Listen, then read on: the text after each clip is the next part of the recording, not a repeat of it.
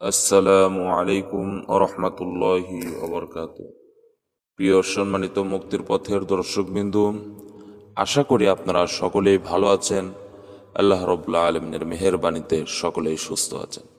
প্রিয় বন্ধুরা, আজকে আলোচনা করব রাসূল সাল্লাল্লাহু আলাইহি সাল্লামকে কটূক্তি করা।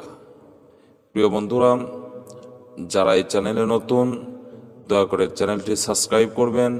ভিডিওটা ভালো লাগলে লাইক করবেন, শেয়ার করবেন। প্রিয় বন্ধুরা, রাসূল সাল্লাল্লাহু আলাইহি সাল্লামকে কটূক্তি করা। কোনো ব্যক্তি যদি রাসূল সাল্লাল্লাহু আলাইহি সাল্লাম সম্পর্কে কটূক্তি বা অবমাননামূলক কথা বলে, তবে তার জন্য শরীয়তের বিধান কি?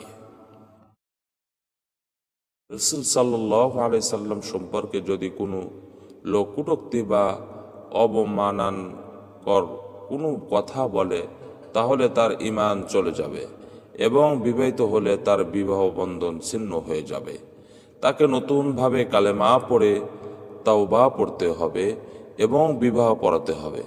গ্রামের চেয়ারম্যান, মেম্বার, মাতব্বর ও গণমান্য ব্যক্তিবর্গ মিলে জনসম্মুখে তাকে দৃষ্টান্তমূলক শাস্তি দিতে হবে।